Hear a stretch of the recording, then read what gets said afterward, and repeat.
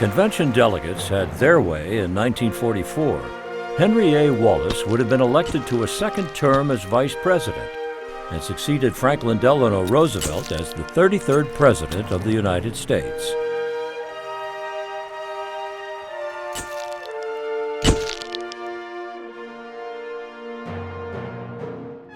The party bosses made sure that didn't happen.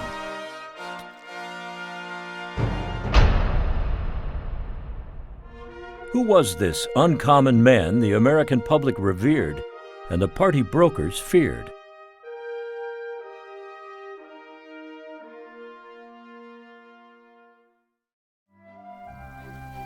One man's dedication to increasing productivity and eliminating hunger helped revolutionize agriculture in the 20th century. Perhaps no other individual in American history has contributed more to the sustainable and abundant food supply we enjoy today than Henry A. Wallace.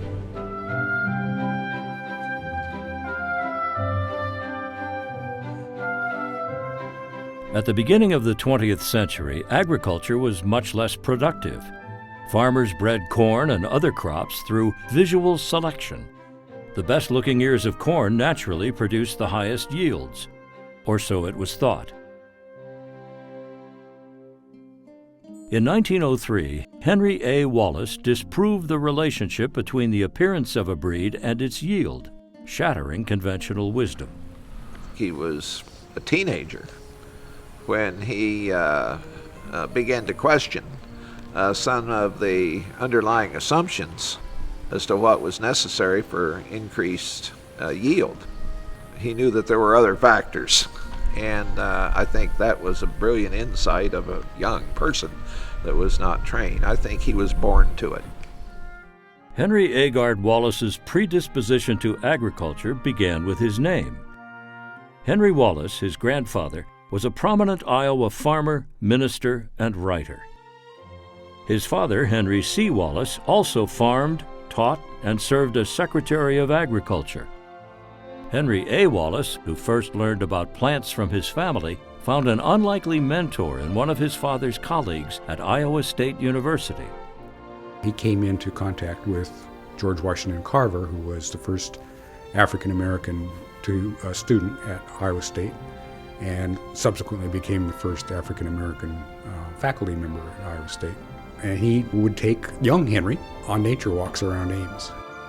He picked up from Carver a sense of God being in all living things, which is something that Carver very much believed.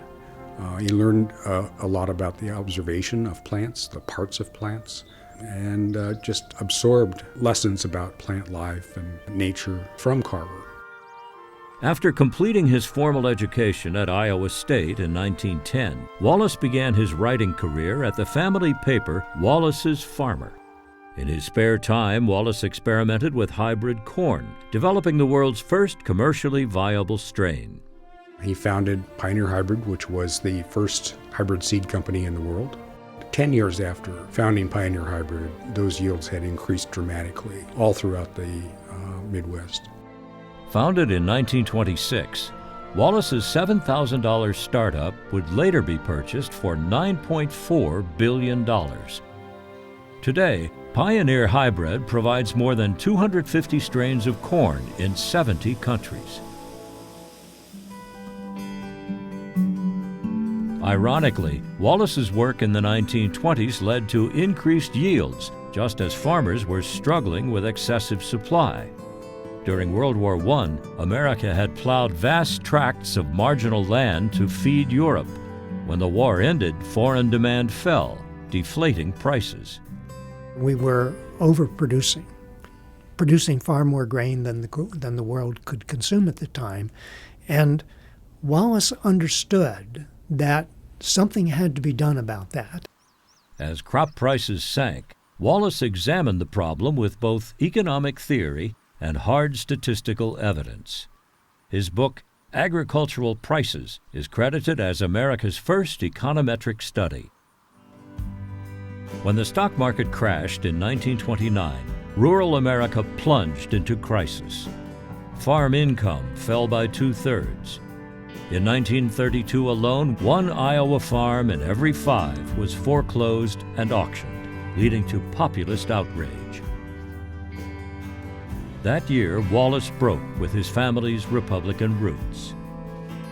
The only thing to vote for in this election is justice for agriculture. With Roosevelt, the farmers have a chance. With Hoover, none. I shall vote for Roosevelt.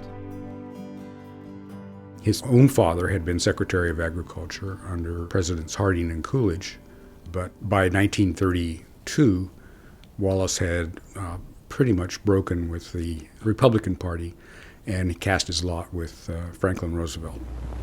I, Franklin Delano Roosevelt, do solemnly swear that I will faithfully execute the office of President of the United States. With Wallace's support, Roosevelt carried Iowa, a traditional Republican stronghold. After the election, Wallace accepted Roosevelt's invitation to serve as Secretary of Agriculture, but his disinterest in political patronage made for an uneasy transition to Washington. He didn't believe in political patronage. He didn't participate in all the typical politics of politics, if you will. It was more than just a distaste for politics as usual that made the new Secretary of Agriculture unique. Wallace abstained from alcohol, tobacco, and meat, uncommon virtues that baffled observers. He also declined his department's car and driver, preferring to walk to and from work through Rock Creek Park.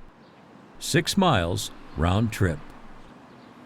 What Wallace was faced with was a challenge unlike that faced by any other Secretary of Agriculture, a degree of poverty, of impoverishment in agriculture, and an environmental threat in the form of the Dust Bowl that threatened to literally destroy the farm economy of the United States.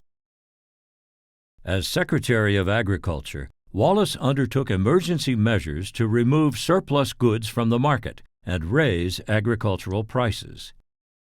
In August, 1 million farmers plowed under 10 million acres of cotton.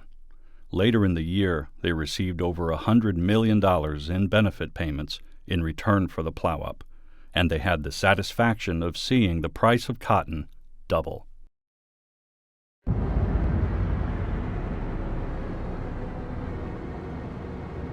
The overproduction of the 1920s had not only ravaged America's farm economy, it had also caused extreme soil erosion. To confront the poor farming practices of the Dust Bowl, Wallace created the Soil Conservation Service in 1935. He understood the need to control wind erosion and took a number of steps to do that. One was to let some of the more marginal land go back to grass, where it should have been anyhow, where it should have stayed. On other land, it was strip cropping, a new technique of alternating wheat and fallow strips. And then third was the tree shelter belts to slow down the wind and reduce soil erosion. The Soil Conservation Service and the emergency measures of 1934 temporarily spared America's farmers from disaster. The ever-normal granary that Wallace introduced in the 30s is as relevant now as it was then. Inspired by the writings of Confucius and by the biblical story of Joseph, Wallace's ever-normal granary stockpiled food surpluses to be sold later during shortages. The program guaranteed fair prices and secured America's food supply as World War II drew near. Let us look forward toward completing the task of making the farm family secure in the marketplace, on the land, and in the home. Wallace's initiatives at the Department of Agriculture extended beyond crop prices and soil conservation. As an architect of the New Deal, Wallace sought to improve living standards through social programs, such as the Rural Electrification Administration, food stamps, and school lunches. He launched the first school lunch program. I remember being in school in a small rural school in southern New Jersey. I started school in 1939. And I remember the first efforts at a school lunch. And they started, at first it was just 1 day a week. And I remember they had a huge, almost a wash tub filled with vegetable beef soup or something that they had made, and they dished it out in ladles. I mean, it was the simplest sort of school lunch program you could imagine. But that's how it began. And today, the idea of school lunches is not only universal in this country, they're an important part of our aid programs around the world. There's no question that the Agriculture Department was the heart of the New Deal. It was the most innovative department in the New Deal in Roosevelt's first 2 terms. Through his managerial talent and judgment and energies, he did bring about the development of that department. And of course, it was really one of the great successes of the Roosevelt administration at that point. Wallace had a vision and a sense of what needed to be done and how to do it. A lot of bright young people were attracted to that department because they saw things were happening. John Kenneth Galbraith, the famous economist, got his start working for Henry Wallace. Galbraith made the comment, we were pretty much certain that we were the smartest guys in the world. And he said the reason we could say that and get away with it is because we were working for Henry Wallace. In 1940, Wallace took a goodwill tour of Mexico and was alarmed at the country's primitive farming techniques, low crop yields, and chronic food shortages. 80% of Mexicans live on the land, and the poorer people depend for their sustenance very largely on corn. If by 1955 hybrid corn should have increased the yield to 2 bushels an acre, that small increase would be of tremendous significance to the Mexican people. After returning from his goodwill tour, Wallace persuaded the Rockefeller Foundation to create the International Maize and Wheat Improvement Center outside Mexico City. Thanks to Wallace's initiative, Iowa scientist Norman Borlaug would develop a new strain of high-yielding wheat that led to a worldwide green revolution in agriculture. I think there are very few places that have not been touched by Henry Wallace's green revolution. Wallace was directly responsible for revolutionizing agriculture around the world. There's no question about that. Henry Wallace committed his life to improving the world through better farming.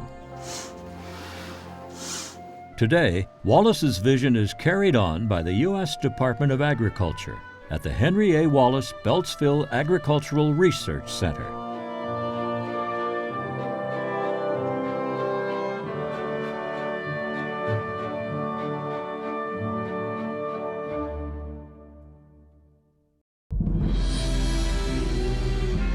Henry A. Wallace's accomplishments as Secretary of Agriculture marked him as one of the country's brightest and most capable statesmen. No one recognized this more than President Franklin Delano Roosevelt.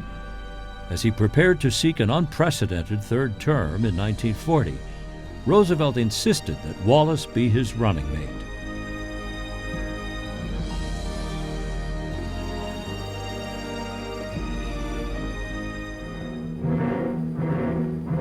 The world was in a very desperate place in 1940. The world had plunged into war. The Nazis had launched the attack on Poland in the fall of '39, so we were in the midst of World War II. And I think Franklin Roosevelt was concerned about his own mortality and his ability to carry on as president. And I think he was very concerned ultimately about the future of the New Deal and the reforms that he had instigated in the New Deal. And he came to the conclusion that the best person to carry on if something should ever happen to him was Henry Wallace. Roosevelt was fascinated by Henry Wallace's mind. He greatly admired his incredible intellect and his wide knowledge on a great variety of different subjects. Roosevelt used to refer to Wallace as old man common sense. He was not a machine politician. He was not corrupt in any sense. He was a good government guy. He was quite unprepared for the fight at the convention. The urban bosses and the Southern conservatives felt that Wallace was not one of them, and they were quite right about that. He was not one of them. A man who in his public and private life has never betrayed a friend or a principle. When Wallace's name was proposed, this, of course, created quite a controversy. Iowa, the greatest agricultural state in the Union, gives to this convention and to the Democratic Party its illustrious, distinguished son, Henry A. Wallace, for the nomination of the Vice Presidency of the United States. He would not have been the choice of most of the party leaders, but he was Roosevelt's choice. If the party had rejected his choice for vice president, Roosevelt was clearly willing to be dropped from the ticket and say that he would not accept the presidential nomination for a third term. The convention thought that they were going to be able to name the nominee and not have it forced upon them. And the resistance to Wallace at that time became so intense that Francis Perkins actually called President Roosevelt and asked if Eleanor might come out and calm the crowd. She was devoted to Henry Wallace. They were really soulmates, essentially. They always saw things very similarly. And she flew to the convention and made an appearance. To be a candidate of either great political party is a very serious and a very solemn thing. You cannot treat it as you would treat an ordinary nomination in an ordinary town.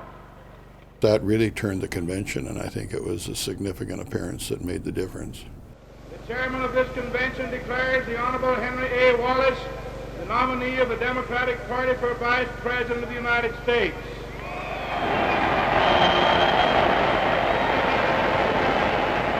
There's a big fear on the part of party leaders that if he spoke at the convention, that there would be booing, which would have been a huge embarrassment.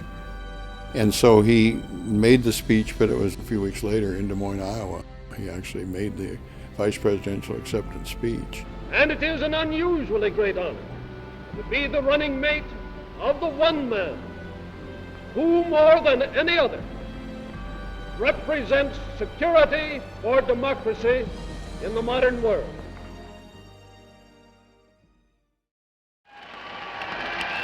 For the first time in history, a president of the United States proceeds to his third inaugural. On the eve of his 59th birthday, Mr. Roosevelt attains a distinction no other American has achieved. Breaking another tradition, Vice President Henry A. Wallace is sworn in by retiring Vice President Garner at the first such outdoor ceremony.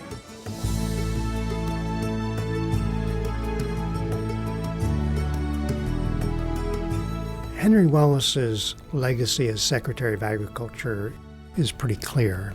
No Secretary of Agriculture had ever brought about changes on that scale. He also was an extraordinary vice president. The first order of business for a vice president is to get well acquainted with 96 senators. I think his initial reaction to the vice presidency was boredom because he didn't have very much to do. He went from having 160,000 people work for him down to a staff of, I think it was 4 or 5.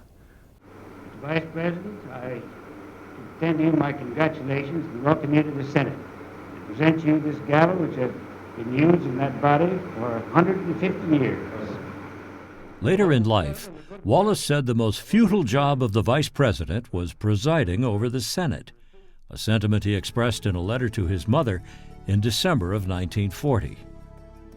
A great many people have spoken to me about the deep wisdom of your comment, "poor boy," when told that I had to preside over the Senate. He was so atypical of anything they'd ever seen in Washington before. He was a man that really had very little time for small talk and for the typical type of backslapping that goes on with in the political world. Wallace did not smoke nor drink. To the dismay of his congressional colleagues, he took out the bar from his office in the U.S. Capitol. Instead of drinking with the boys, he invited them to participate in sports, such as tennis and boxing. The only senator to box with Wallace, Allen Ellender, a Louisiana Democrat, lost interest after Wallace knocked him out. Henry Wallace enjoyed athletic games, but he had no time for political games. Wallace often stirred things up in Washington with his blunt honesty. In Iowa, you said things the way you meant them, and also the way they were. And then we came to Washington and we found out people would say things, they didn't mean it at all. I first met him when I went to the apartment to pick up Gene, and he came out and said hello, and that was it. He was not big for small talk. And that later on, somebody asked him what he thought of me, and he said, well, he came from good stock, like I was a cow. The vice presidency has no inherent duties, and at that time, even less than it does now. Constitutionally, the only thing that a vice president does is to preside over the United States Senate and to sit around waiting for the president to die. Wallace was not a person who liked to just sit around. What changed all that was the war. Wallace broke new ground as vice president. Franklin Roosevelt gave Henry Wallace unprecedented responsibilities. Among other appointments, Roosevelt named Wallace chairman of the Board of Economic Warfare and of the Supply Priorities and Allocations Board. He was very much at the heart of the mobilization during World War II. Roosevelt laid out the arms production goals. He said, we're going to produce 45,000 tanks, 60,000 planes, 20,000 artillery guns, thousands of ships. And people had never seen anything like this before. The amazing thing is that we exceeded every one of them. We totally restructured the industrial economy, not in decades or years, but in a matter of months. And Henry Wallace was very much a part of this. He was one of the key players without question. On May 8, 1942, Wallace delivered his most famous speech to the Free World Association in New York. The Century of the Common Man speech laid out goals for World War II beyond the defeat of the Nazis. I say that the century on which we are entering, the century which will come out of this war, can be and must be the century of the common man. The speech he gave to the Free World Association was really Wallace's attempt to express the purposes of the war in moral terms. One of the critical issues that he took head on eventually was the issue of race, and insisted that the country had to work towards desegregation and the equal treatment of African Americans. One of the most striking examples of this, of course, came about in 1943 when race riots had broken out in Detroit. We cannot fight to crush Nazi brutality abroad and condone race riots at home. Later that year, Wallace made a goodwill tour of Latin America. His trip was a huge success and helped persuade 12 countries to declare war on Germany. The tour of United States Vice President Wallace through 7 cheering Latin American republics is a significant triumph for the good neighbor policy of the Western Hemisphere. This, they say, is the Yankee farmer who speaks our language, our good neighbor from the north, who comes to cement the ties of lasting friendship. Wallace also spoke out for fair wages and safe working conditions for Latin Americans working under U.S. contracts for wartime goods such as rubber. He also wanted the United States to help pay for programs to raise the standards of living for the Latin American workers. This led to a fight with Secretary of Commerce Jesse Jones. Jesse Jones was a conservative Texan, did not like what Wallace was attempting to accomplish as vice president, which was to improve the lives of working people in other countries. And Roosevelt eventually solved it by saying, hey, there's a war on, heck with both you guys, and he fired Wallace from the position that he then held within the executive branch, and he removed some of Jesse Jones's powers and essentially just washed his hands of the whole deal. Was not Roosevelt's best moment, but that's what he did. It is a very Roosevelt gave him a variety of other jobs during the vice presidency. special envoy extraordinary named by President Roosevelt. And secretly also asked Wallace, who was the only scientist in the Roosevelt cabinet, to serve as his personal liaison to the scientists who were proposing to build an atomic bomb. Roosevelt had talked about Dr. New Deal is dead, and it's now time for Dr. Win the War. Well, Henry Wallace was never comfortable with that formulation. He felt that the post-war period had to be the one that really was an expansion of rights and opportunities, an end of colonialism. On with the war and forward march for peace, justice, and jobs. Wallace believed that there was an opportunity for the Soviet Union and the United States to work together after the war. He toured Russia in 1944 as the two countries fought as allies during World War II. Summer of '44 was a critical period during the war. We were really at the height of our military cooperation at that point. So sending the vice president to the Soviet Union made a lot of sense from that perspective. As part of his trip, Wallace visited Mongolia, which was controlled by the Soviet Union. Years later, Justice Sandra Day O'Connor visited Mongolia. During her trip, a Buddhist monk told her that in the 1940s, an American man had stopped the communists from destroying monasteries and killing monks. Justice O'Connor asked who that man was, and the monk answered, Henry Wallace. As the personal representative of President Roosevelt, Wallace also visited China, where he met with Generalissimo Chiang Kai-shek. Before Henry Wallace, the Vice President of the United States never really had serious administrative responsibilities and duties, and he, of course, broke the mold. So he's one of the most significant political figures of the 20th century, and unfortunately, too often overlooked. Americanism, in its deepest meaning, stands for the freedom and the welfare and the brotherhood of the plain people of the world, wherever they may be. Next to Jefferson, no one has ever achieved the office of President or Vice President that was comparable in the diversity of ability, talent, and service that characterized Henry Wallace's life.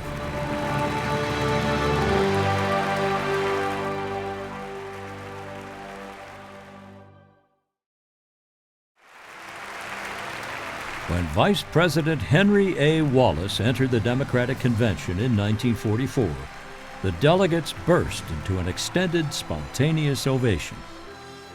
Wallace was the overwhelming choice of the people to once again be Franklin Delano Roosevelt's running mate. The '44 election also was quite extraordinary. He had every reason to expect that Roosevelt would once again have him as vice president.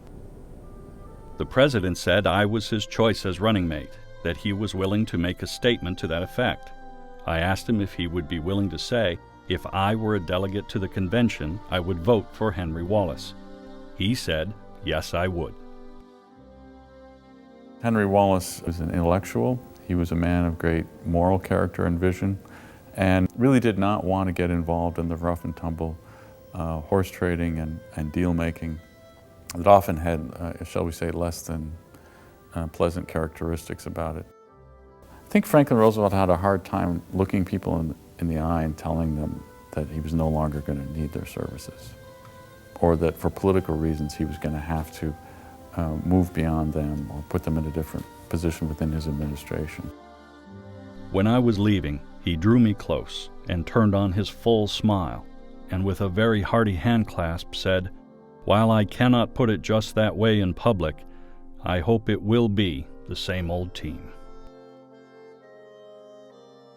At the same time that he was doing that, he was also meeting secretly with the party regulars and had agreed to sign a letter saying that either Harry Truman or William O. Douglas, who was on the Supreme Court, would be acceptable as his running mate. Roosevelt was exhausted in summer of '44, was even advised to a certain extent not to campaign, and I think that played a role in his inability to muscle up the energy to fight for Wallace in the summer of '44. The day of the convention, Roosevelt was in a railroad car. I have already indicated to you why I accept the nomination. He was a sick man. He told Jimmy, his son, that he didn't care who could be vice president. Well, I think one of the most remarkable things was that in 1940, when Roosevelt was running for this unprecedented third term, he insisted on Henry Wallace being named vice president to run with him. And the reason he offered in 1940 was that his respect for Henry Wallace was so great that he said that if anything should happen to me, Henry Wallace is best able to carry out the domestic and foreign policies of this government. If you look at what was going on in '44, Franklin Roosevelt wasn't particularly interested in campaigning. He was very focused on ending the war and being involved in the negotiation of the peace. And I think that the strong opposition among the conservative wing of the Democratic Party for Wallace was just more than Roosevelt was willing to take on. Ultimately, he let fate dictate what happened and did not do what he did in 1940, which was to stand by Wallace and insist that it had to be Wallace. Before that convention, a Gallup poll was taken, and 64% of the Democrats said they would like to see Mr. Wallace continue as vice president. Truman was not even mentioned. A man who is the choice of the people by every poll taken. Franklin Delano Roosevelt said, "If I were a delegate to this convention, I would vote for Henry A. Wallace." Roosevelt barely knew Truman, had almost no knowledge of him, had never spent an hour with him, I don't think. So here you have all these delegates coming in who are representing the country, and the country at that time said that they wanted Mr. Wallace. It was the Truman supporters within the Democratic Party that got Harry Truman into that position much more than Franklin Roosevelt, who just accepted what was essentially delivered to him.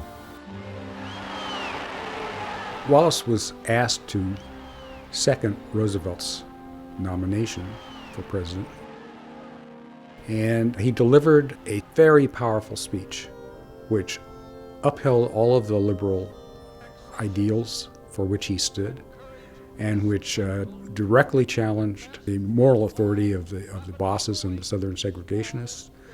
He called for women's rights, he called for an end to segregation, he called for an end to the poll tax. Equal educational opportunities must come. The future must bring equal wages for equal work, regardless of sex or race. The convention loved it. He got wild applause, and they started the vote, and it almost was a runaway convention for Wallace. The choice of the people of America, the choice of all those in the world who look to America for hope and liberty, the evident choice of this great convention, Henry Hagar Wallace. He actually led Harry Truman on the first ballot. Bankhead, 98. Truman, 319 1/2. O'Malley, 27. Wallace, 429 1/2.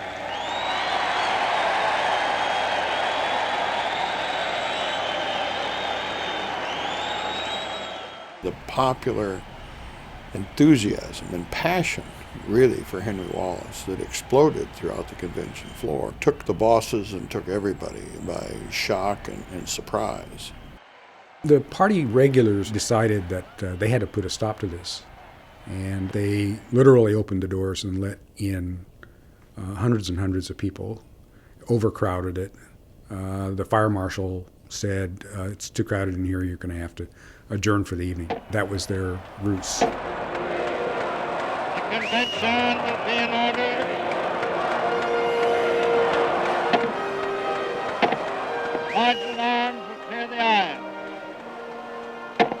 Claude Pepper, who was a big Wallace supporter, was frantically trying to gain recognition to move that there be a second vote right then. They refused to recognize him. It was over that evening that the real deals were cut.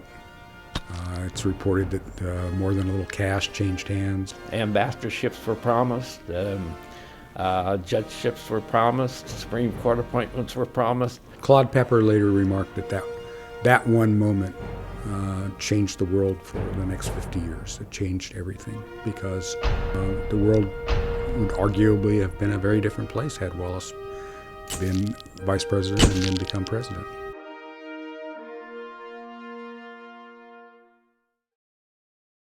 I, Franklin Delano Roosevelt. After Wallace was dropped from the ticket, Roosevelt realized that he had some serious fence mending to do with liberals within the party where Wallace enjoyed very strong support. Down rain-swept Pennsylvania Avenue in Washington comes President Franklin D. Roosevelt. President Roosevelt called Mr. Wallace and said, you can have any job in the government you want except Secretary of State.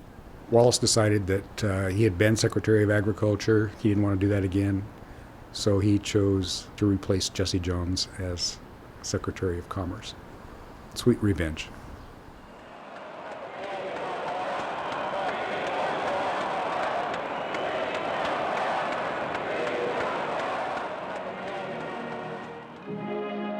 Henry Wallace had served as Commerce Secretary less than 3 months when President Franklin Delano Roosevelt died on April 12, 1945. After the funeral, Eleanor Roosevelt wrote Henry Wallace that she hoped he would continue to support the ideals of her husband.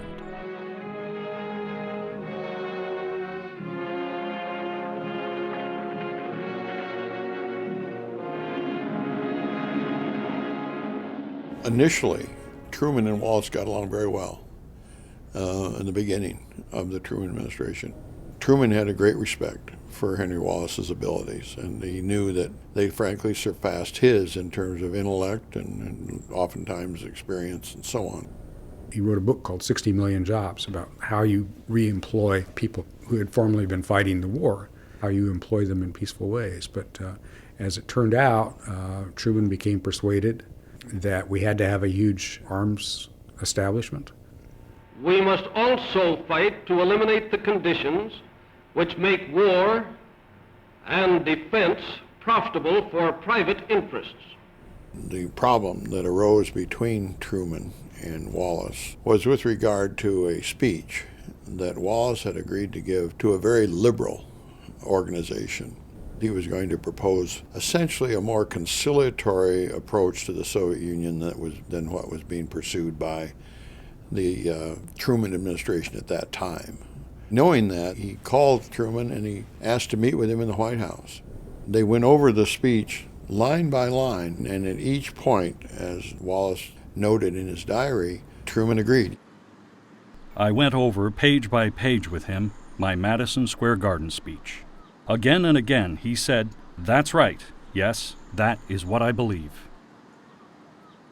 He went to Madison Square Garden and made that speech, and all hell broke loose. There has been widespread misunderstanding of my Madison Square Garden speech.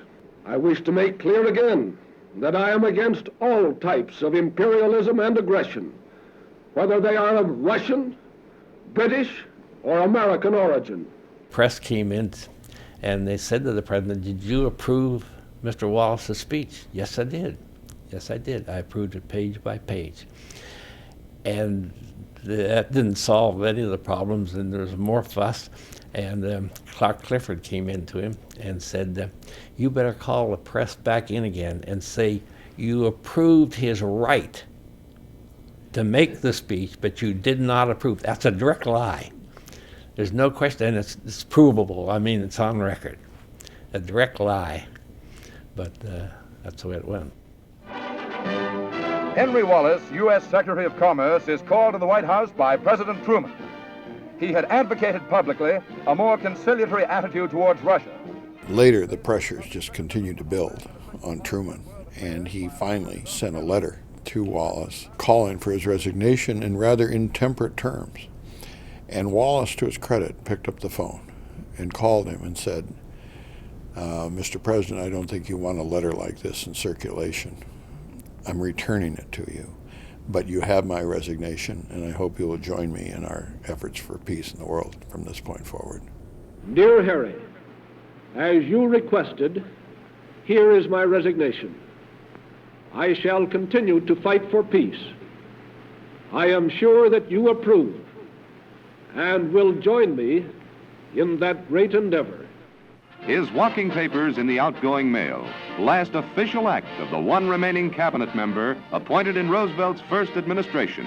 That's that. After he left the cabinet, Henry Wallace found a forum for his progressive views at the New Republic magazine. As editor of the New Republic, I shall do everything I can to rouse the liberally minded people of the whole world to the need of stopping this dangerous armament race. On the pages of the New Republic and in speeches throughout the world, Wallace advocated support for the United Nations and opposition to Truman's Cold War strategy toward the Soviets. I really think an understanding with Russia is possible, but I think it will take some years before we can arrive at that understanding. Back in the United States, hundreds of thousands paid to hear Wallace explain his progressive vision of world peace.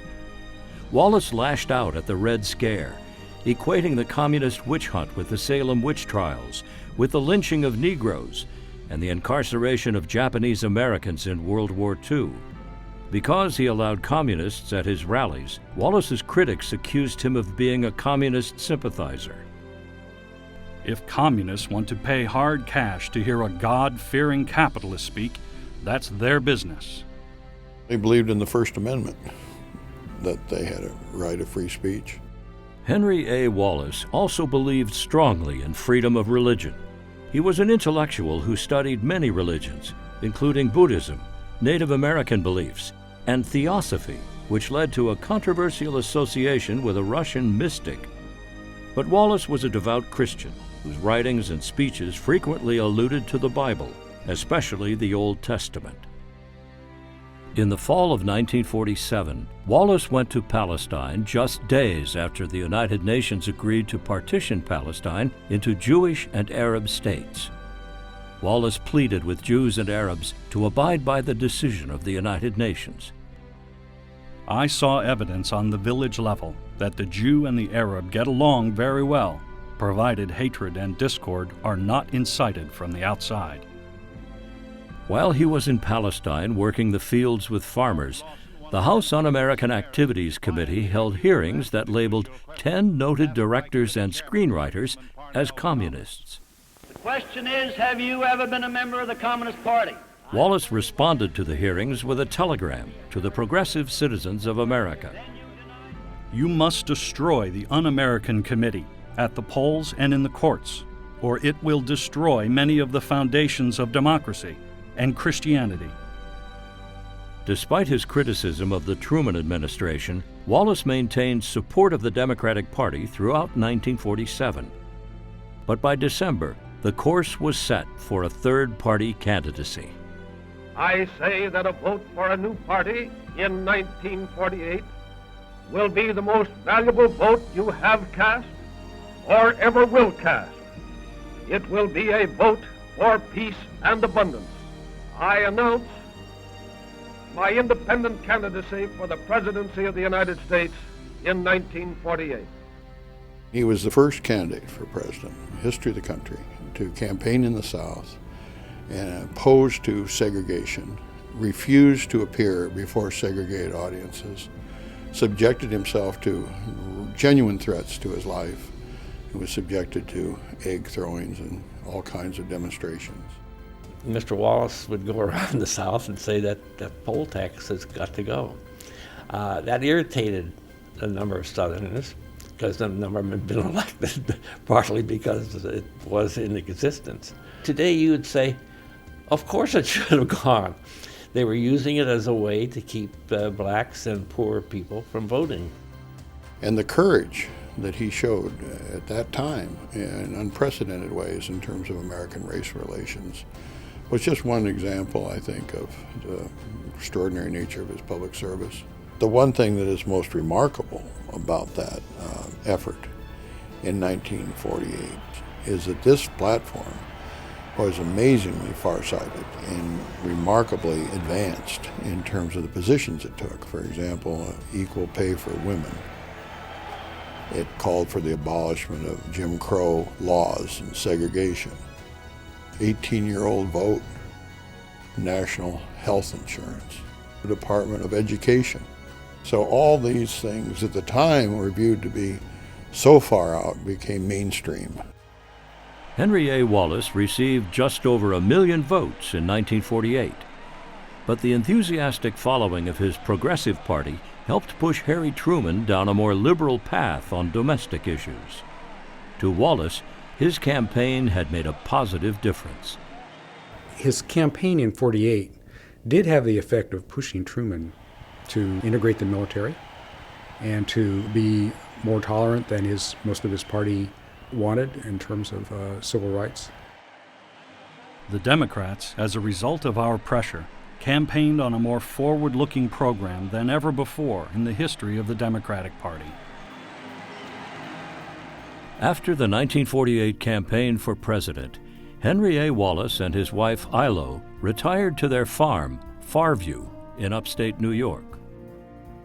Wallace continued to write profusely, waking Ilo up every morning with the vigorous tap of keys at 5 a.m. But for the most part, he retired from politics to pursue his first love, farming. This has been their home for 10 years now, and Mr. Wallace has been busy doing agricultural research. Good evening, Mr. Wallace. How are you, Ed? Good. I must ask an expert, which came first? Well, as far as this particular room, an incubator room, is concerned, there's no question about it. The egg comes first. Wallace turned Farview into a research station for Highline chickens, a pioneer brand that once accounted for 75% of all egg-laying poultry sold commercially. Mr. Wallace, what comes first with you on the farm these days? Chickens? Oh, I think chickens have to come first, but I'm mightily interested also in breeding gladioli and some strawberries, and I still keep my hand in with corn, believe it or not. On his 75th birthday, on October 7, 1963, Wallace was as fit as many men half his age. The following spring, he took a trip to Central America. While climbing a pyramid in Guatemala, Wallace's left foot began to drag. A few months later, he was diagnosed with amyotrophic lateral sclerosis, or ALS. Henry Wallace's body was deteriorating, but not his mind or his spirit. Sometimes I slump and would be happy to pass out, but most of the time I'm determined to live beyond 80. I do want to play my part in developing a superior brown egg chicken, a strawberry with unique flavor, and a fine type of miniature gladiolus. Wallace wrote many speeches and articles, answered all correspondence, and shared opinions with scientists, journalists, and presidents. To the end, Wallace was a champion of the common man. Henry A. Wallace died on November 18, 1965, a month after his 77th birthday. Among the respects paid to Wallace, Vice President Hubert Humphrey offered this fitting tribute. Henry Wallace was a scientist and a statesman, a politician and a philosopher who was devoted and dedicated to peace. But above all, he was a good man.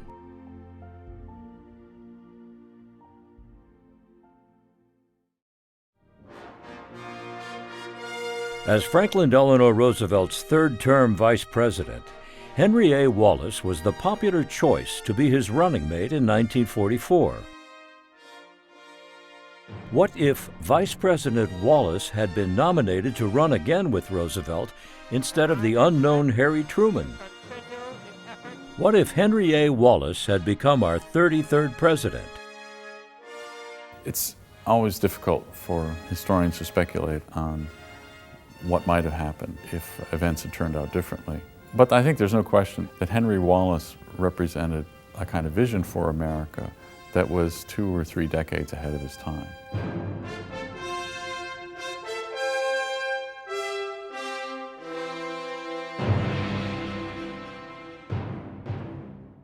If Franklin Roosevelt had lived, or if Henry Wallace had been in power, there was an opportunity to take a different path that may have led to a less confrontational relationship with the Soviet Union.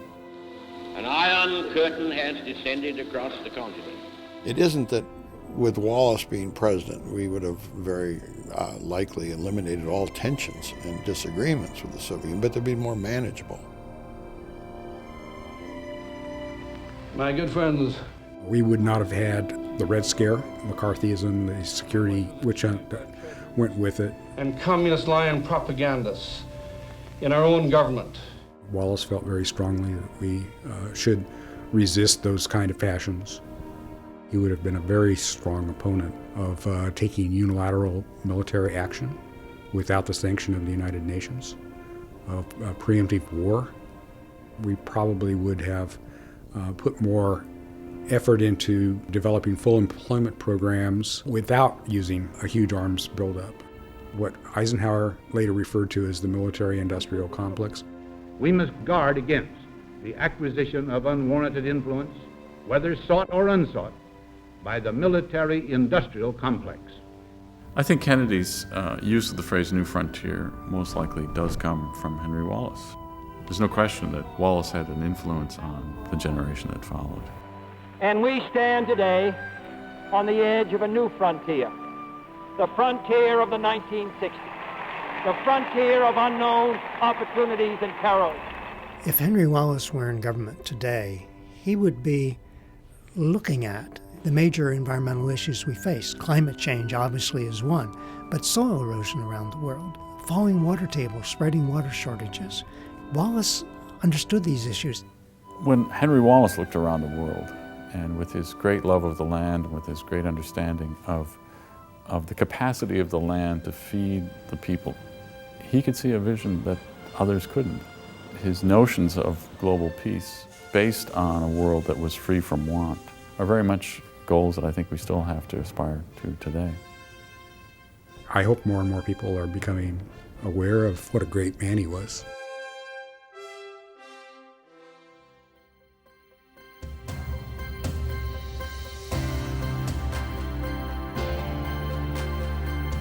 With 17 pens, the President signs the pact that bans all but underground nuclear testing. More than 100 other nations have joined with the U.S. and Russia in initialing the agreement.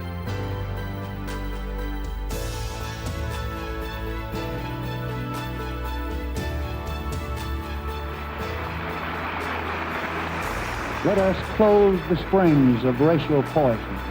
Let us lay aside irrelevant differences.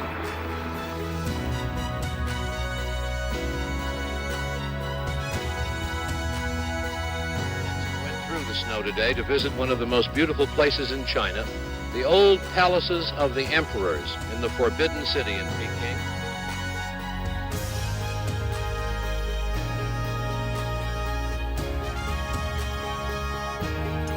The sound of new freedom, the chipping away of the wall itself, and the system that built it.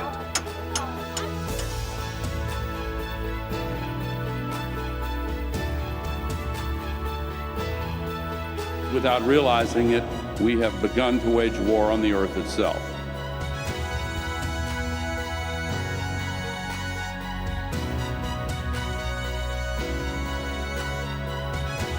Partnership and cooperation among nations is not a choice. It is the only way, the one way, to protect our common security and advance our common humanity.